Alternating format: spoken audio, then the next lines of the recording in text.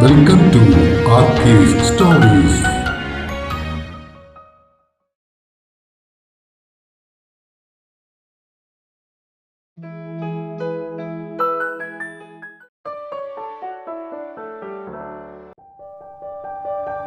പറയാനിനിയും 20.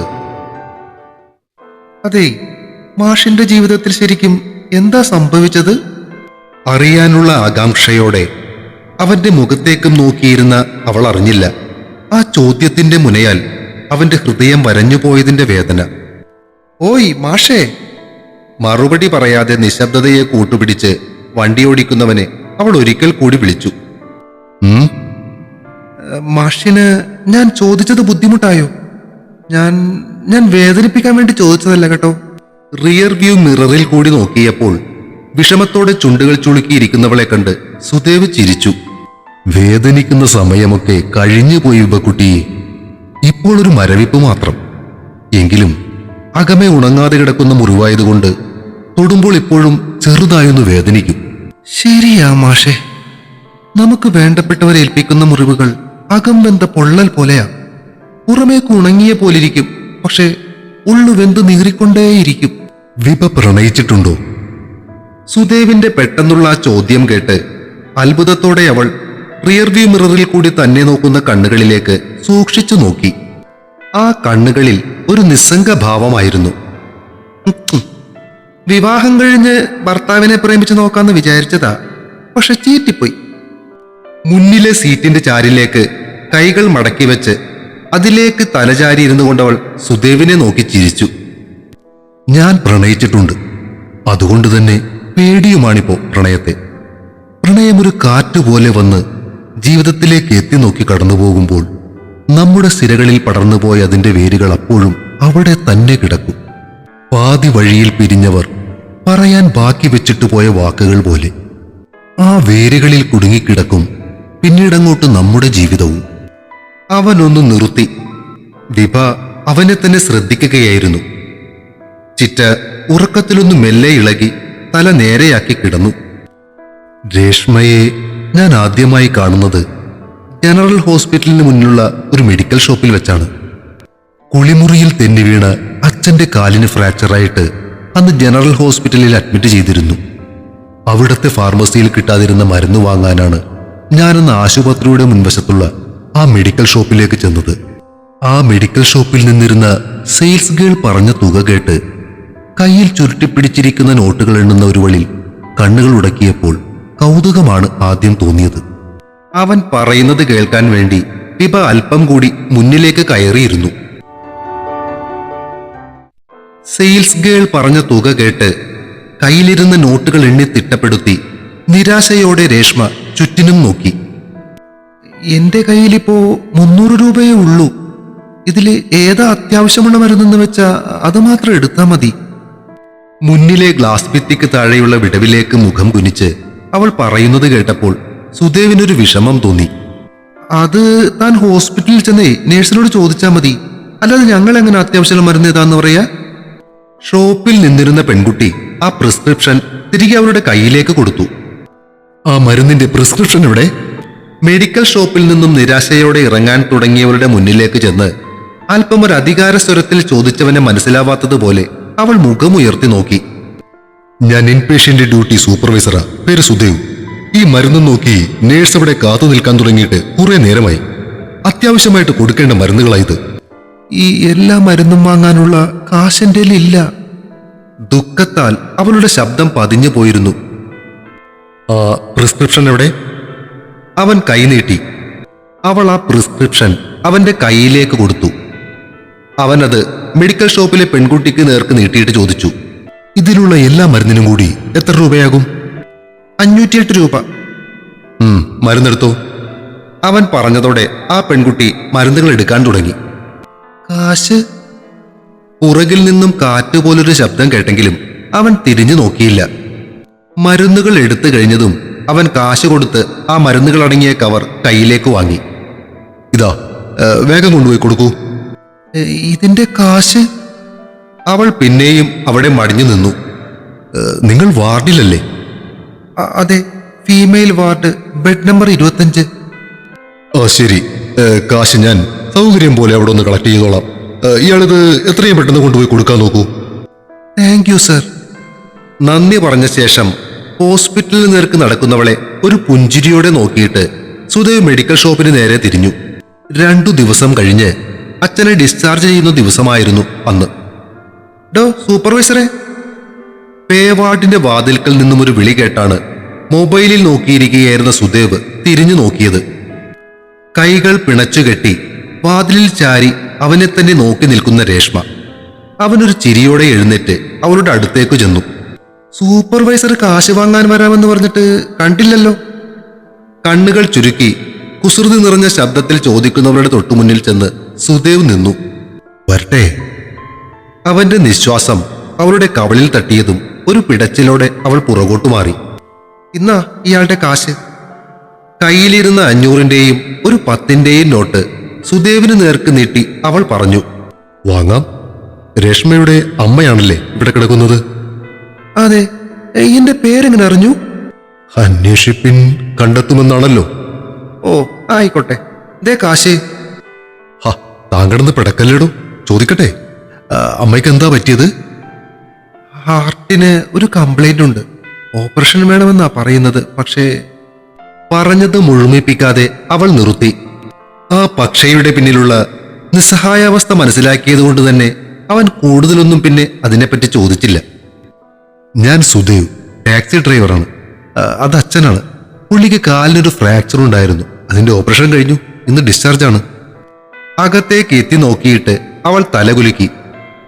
പിന്നെ എന്റെ phone number ഒന്ന് നോട്ട് ചെയ്തോ. പേടിക്കണ്ട, വല്ല ഓട്ടവും ഉണ്ടെങ്കിൽ വിളിക്കാനാ. ശരി സൂപ്പർവൈസറെ, അല്ല ഡ്രൈവറെ.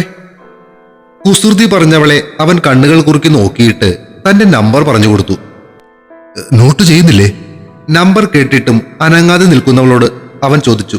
ചെയ്തിട്ടുണ്ട് മനസ്സിൽ. ആവശ്യമുണ്ടെങ്കിൽ വിളിച്ചോളാം. എന്നാ ഇയാളുടെ കാശ്. അവൾ വീണ്ടും കാശ് നീട്ടി. ബാക്കി 2 രൂപ അടുത്ത ഓട്ടത്തിന് വിളിക്കുമ്പോൾ തരാൻ കേട്ടോ. ആ രൂപ വാങ്ങി പോക്കറ്റിലേക്ക് വെക്കുമ്പോൾ അവൻ പറഞ്ഞു. ശരി. ഒന്നിരുത്തി മൂളിയിട്ട് അവൾ തിരിഞ്ഞു നടന്നു. അത് കഴിഞ്ഞ് ഏകദേശം ഒരാഴ്ച കഴിഞ്ഞ് ഒരു ദിവസം ഫോണിലേക്ക് സൂപ്പർവൈസറല്ലേ എന്നും ചോദിച്ചുകൊണ്ടൊരു മെസ്സേജ് വന്നു. അതായിരുന്നു ആ ബന്ധത്തിന്റെ തുടക്കം. പുറകിൽ നിന്ന് മുന്നിലെ സീറ്റിലേക്ക് ചാരിയിരുന്ന് താൻ പറയുന്നത് കേട്ടുകൊണ്ടിരിക്കുന്നവളെ സുദേവ് മുഖം തിരിച്ചൊന്ന് നോക്കി. അമ്മ തയ്ച്ചുണ്ടാക്കുന്ന കാശുകൊണ്ട് പഠിത്തവും ജീവിതവും ഒരുമിച്ച് മുന്നോട്ട് കൊണ്ടുപോകാൻ പറ്റാതെ വന്നതോടെ ഡിഗ്രി പഠനം ഇടയ്ക്ക് വെച്ചവൾ നിർത്തിയിരുന്നു. കൂടുതൽ അടുത്തപ്പോൾ കൂടെ കൂട്ടണമെന്ന് തോന്നി. അവളുടെ ബുദ്ധിമുട്ടുകളിൽ കൂടെ ചേർന്നൊരു താങ്ങാകാനുള്ള മനസ്സറിയിച്ചപ്പോൾ അച്ഛനും അനിയനും സമ്മതമായിരുന്നു. താങ്ങാകാൻ ചെന്നിട്ട് അവസാനം നല്ല താങ്ങ് കിട്ടി അല്ലേ മാഷേ? തിരികെ എത്തിയ ഓർമ്മകൾ മനസ്സിൽ കൂടുകൂട്ടാൻ തുടങ്ങിയ വേദനകൾ മറന്നവൻ ഉറക്കെ ചിരിച്ചുപോയി. മാഷിനി എപ്പോഴും ഇങ്ങനെ ചിരിച്ചാ മതി. അല്ലാതെ എന്തിനാ ഈ പഴയ കാര്യങ്ങളൊക്കെ ഓർത്ത് ഇങ്ങനെ ഊങ്ങിപ്പിടിച്ചിരിക്കുന്നേ? ഓഹോ, നല്ല ആളാ ഉപദേശിക്കുന്നത്. 2 പ്രാവശ്യം വണ്ടിയിൽ കയറിയപ്പോഴും ഞാൻ കണ്ടു മുകളിലോട്ടും നോക്കി സന്തോഷിച്ചിരിക്കുന്നത്. ചിരി ഒതുക്കി കളിയാക്കുന്നവനെ വിഭ ജാള്യതയോടെ നോക്കി. എങ്കിലും ഇപ്പോൾ കോമഡിയൊക്കെ പറഞ്ഞു തുടങ്ങിയല്ലോ, നല്ലത്. ജീവിതത്തിലെ പ്രശ്നങ്ങൾ മറന്ന് അല്പം തമാശയൊക്കെ പറയാൻ സാധിക്കുന്നത് നല്ലത് തന്നെയാണ്. അവൻ അവളെ ആശ്വസിപ്പിച്ചു. വിഷമിച്ച് ഇനി വിഷമിക്കാൻ ബാക്കിയൊന്നുമില്ല മാഷേ. അതുകൊണ്ട് ഇനി അങ്ങോട്ട് അല്പം കോമഡി ആകാമെന്ന് കരുതി. അത് പോട്ടെ, മാഷിന്റെ മോളുടെ പേരെന്താ? ശ്രുതി. അവന്റെ ശബ്ദം ഒന്നിടറി. വാവേന്ന ഞാൻ അവളെ വിളിക്കുന്നത്. അവൾക്ക് ഇപ്പോഴും അറിയില്ല അച്ഛനും അമ്മയും വേർപിരിക്കുകയാണെന്ന്. 10 വയസ്സല്ലേ ആയിട്ടുള്ളൂ. സാരമില്ല മാഷേ, ഒരിക്കല് മോള് മാഷിന്റെ അടുത്ത് തന്നെ തിരിച്ചു വരും, എനിക്ക് ഉറപ്പുണ്ട്. വിഭക്കുട്ടിയുടെ നാവ് ഒന്നായിരിക്കട്ടെ. ആട്ടെ, ഇനിയെന്താ തന്റെ പ്ലാൻ? ഇനിയൊന്ന് ജീവിക്കണം മാഷേ. ഇപ്പോ കെട്ടുപാടുകളില്ല, ഉപദേശമെന്ന പേരിൽ ചുറ്റിനും നിന്ന് കുരിശിൽ തിറക്കുന്ന ബന്ധങ്ങളുമില്ല. സുഖം, സന്തോഷം. ഇടക്കൊക്കെ ഒരു ഒറ്റപ്പെടലിന്റെ വേദനയുണ്ടെന്ന് മാത്രമേ ഉള്ളൂ. അവൾ സീറ്റിലേക്ക് ചാരിക്കിടന്നു. അതിന് ഇടയ്ക്ക് 2 വീശിയാ മതി.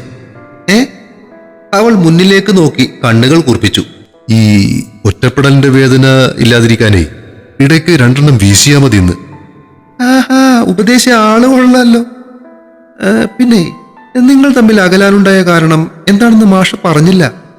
വിവാഹം കഴിഞ്ഞതിന് ശേഷം രേഷ്മയെ പഠിപ്പിച്ച് ഡിഗ്രി എടുപ്പിച്ചു. അത് കഴിഞ്ഞ് മോള് ജനിച്ച ശേഷമാണ് ഞാൻ ഗൾഫിൽ പോയത്. PSC ടെസ്റ്റിൽ റാങ്ക് ലിസ്റ്റിലുണ്ടായിരുന്ന അവൾക്ക് ആ സമയം കളക്ടറേറ്റിൽ ജോലിയും കിട്ടി. നമ്മുടെ കൂടെ നിൽക്കുന്നവർ ചുവടുറപ്പിച്ചു വളർന്നു കഴിയുമ്പോൾ അവർക്ക് വേണ്ടെന്ന് തോന്നിയാൽ പിന്നെ അവരുടെ വഴിയിലൊരു വിലങ്ങ് തടിയാവാതെ അവരിൽ നിന്നും മാറി നിൽക്കുകയാണ് നമ്മൾ ചെയ്യേണ്ടത്, അവരെ ഉപദ്രവിക്കാതെ. ചുരുക്കി പറഞ്ഞാല് അവളങ്ങ് തേച്ചു അല്ലേ? തന്നെ തന്നെ. പോകാൻ പറ മാഷേ, അതിനേക്കാൾ നല്ല കൊച്ചിനെ മാഷിന് ഇനിയും കിട്ടും. ഒയ്യോ വേണ്ടായേ. വക്കീലിന്റെ ഓഫീസും വീടും ചേർന്നുള്ള കോമ്പൗണ്ടിലേക്ക് വണ്ടി കയറ്റി പാർക്ക് ചെയ്യുന്നതിനിടയിൽ സുദേവ് പറഞ്ഞത് കേട്ട് അവൾ ചിരിച്ചു. ജിനീഷ് പോൾ അവരെയും പ്രതീക്ഷിച്ചിരിക്കുകയായിരുന്നു.